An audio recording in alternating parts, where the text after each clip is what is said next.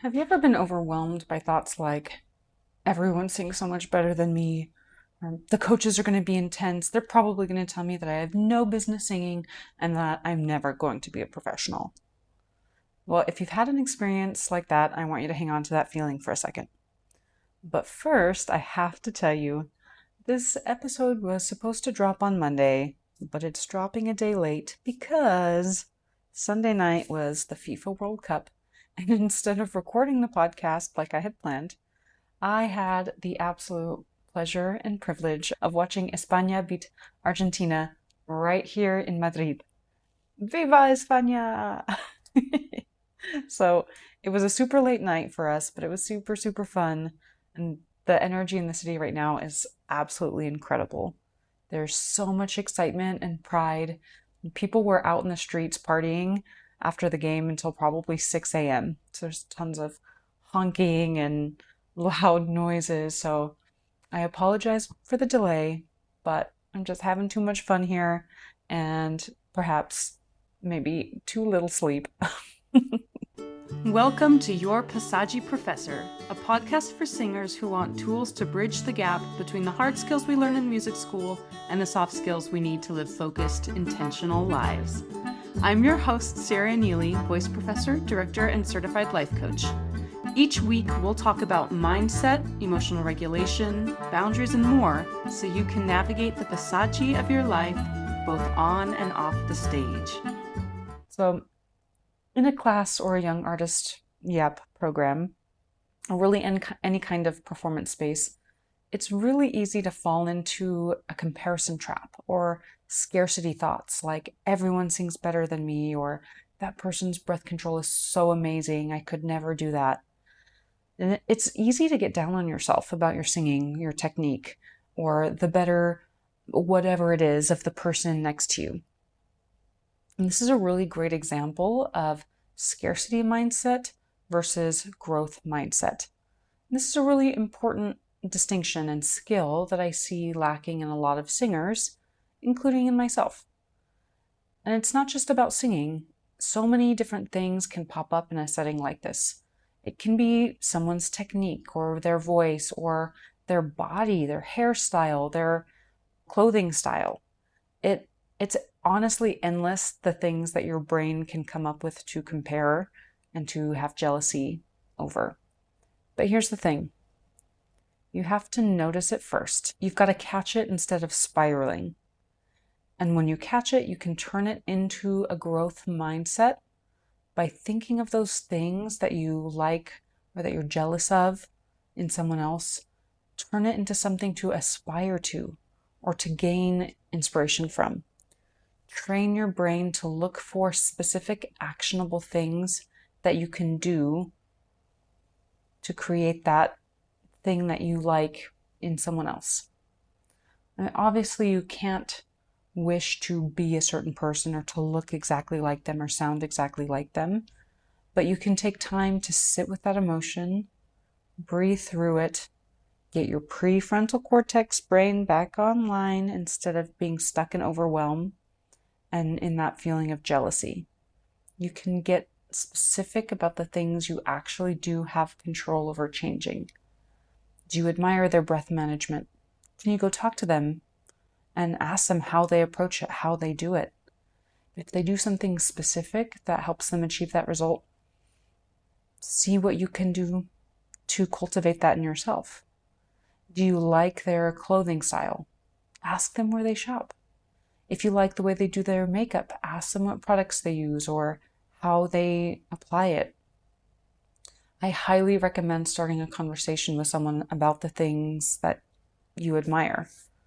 But if you aren't ready or willing to ask someone, or maybe it's something that you already know how to do, you just haven't worked on it on your own, then you need to make a specific goal to work towards that instead of just sitting there and wallowing in that feeling of jealousy or overwhelm, which really just gives away your power. These situations put you in a very vulnerable space to begin with. You're often in a new place, maybe a new country. Maybe you don't know the language. Maybe you're eating food you don't really love, so your body is already uncomfortable for physical reasons. there's so many reasons to feel uncomfortable in front of new people, new coaches that you don't know well yet, that you don't know if you can trust yet. They're throwing new things at you that you have to try and probably fail at first. So cultivating that growth mindset and noticing how to stop the spiral in the moment, breathe, sit with the emotion, feel it, gain awareness, run it through some thought models so that you can catch yourself before you turn those thoughts into facts that aren't actually true. And then break it down into something bite-sized within your power that you can actually work toward, whether that's a thought or a belief about yourself or something physical that you can work towards cultivating a skill. And I've had a little bit of this come up for me this week, but I want to talk to you specifically about an experience I had in a masterclass. So we have 3-hour-long masterclasses, and the other day I had to sing last. So I noticed I started having all these thoughts bubble up while I was sitting there waiting to sing. I'm not warm anymore. I'm not going to sing well. The song is really hard and I'm anxious about the memorization, so I'm going to mess up the words. So many things, just one after another, kept coming up for me. I was tired, and to be honest, I literally just started my period before the masterclass started, which is probably TMI, but that created a bunch of other thoughts like, oh, my vocal folds are going to be swollen, so I can't sing as well. My voice won't function. I'm going to sing breathy. I'm extra tired because I'm cramping, so I really can't sing well. So all these thoughts are just coming up for me, and I could have let myself spiral, and I could have let all of those thoughts become true. But luckily, I have the skills to notice it, to not judge it, to not put myself down for having those thoughts and feelings, but to then make a better choice. So I did some physical breaths to calm my body down. I got up and I moved a little bit while other people were singing in the masterclass. I checked in with my translation to stay in character and to focus on what I wanted to express. And then I set a specific goal for myself. Not to be perfect, but to have fun. Because it's a fun and exciting piece. I sang the piece I talked about on the podcast last week, the Carceleras from Las Hijas del Cebedeo. So I decided that my job in this masterclass was not to be perfect. My job was to have fun, to be a sponge and absorb all the new information that I was going to learn, and to stay in character. To be someone in love, to be someone capricious, to be a little saucy and sexy. And that really gave my brain something to focus on other than all of those other not so helpful thoughts that were popping up.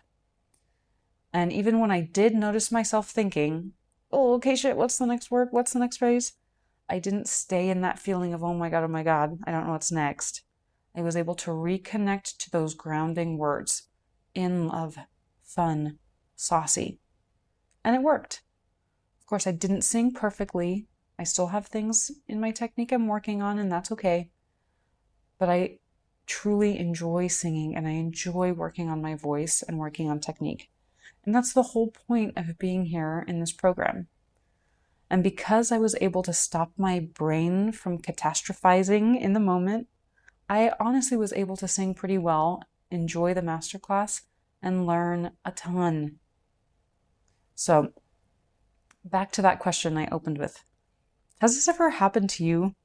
Because it happens to me all the time. You know, it's part of that fight or flight response when we perform. Our brains are wired to look for danger to help keep us, quote unquote, safe. I was having all the thoughts. Everyone at the program sings better than me. The coaches are going to be intense and they're going to tell me I suck and I have no business singing. But I had to notice that those thoughts were popping up and go, whoa, brain, slow down. So I turn it into a joke and I talk back to my brain. And I call this my catastrophizing brain. So I actually try to laugh about it and talk back and say, whoa, silly brain, what the heck? And I consciously remind myself that I have a lot of experience doing this. I've performed under pressure a billion times and it has always worked out okay. I survived. I'm not actually being chased by a lion. And B, this is a masterclass. This is a learning setting. This is not high stakes. I'm literally here to have fun, to learn, to bring all these new things that I'm learning back to my students and clients, and to enjoy summer in freaking Spain, which is so cool. I have so many new experiences. I get to sing with classical guitar for the first time. It's amazing. So I'm not going to beat myself up because that just increases that negativity spiral. And all of us experience this in various forms and fashions at various times throughout our lives and careers. So the way to actually overcome it isn't to never have those thoughts or experiences. It's to work through them, to acknowledge them, and to build the skill of not staying stuck believing those thoughts. And sometimes you need help to do this, and you need to develop that skill because we don't always see that there's another option. We automatically believe those thoughts as facts, and we need a coach or someone on the outside to point these out to us. So if you feel like you struggle with this, I really encourage you to find a coach. Send me a DM on Instagram and let's talk about it. But when you expect yourself to never have those thoughts, to magically reach a point where you never experience imposter syndrome or anxiety, that actually creates more resistance and more of that negative feeling when those negative thoughts and imposter syndrome thoughts come up. It doesn't help you move forward.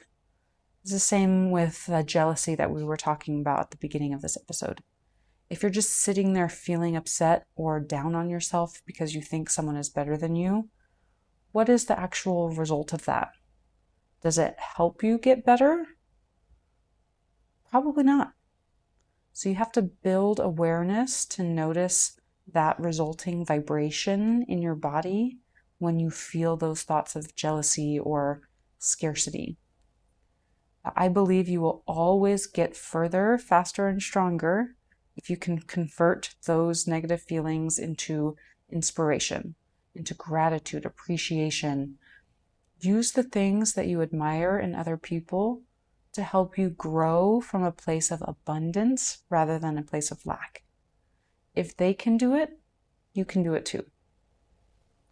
So if you take one thing away from this episode this week, let it be this. You are going to have comparison thoughts. You are going to have catastrophizing brain moments. You are going to have imposter syndrome experiences. And that is not the problem. The problem is what you do next. Whether you let it become a spiral or you catch it and use some tools to help you convert those moments into moments of growth. So, as a recap, here's how that actually looked for me here in Madrid. First, the physical breath. When I noticed those thoughts bubbling up, I'm not warm, I'm going to mess up the words, the song is hard. I didn't just try to think my way out of it.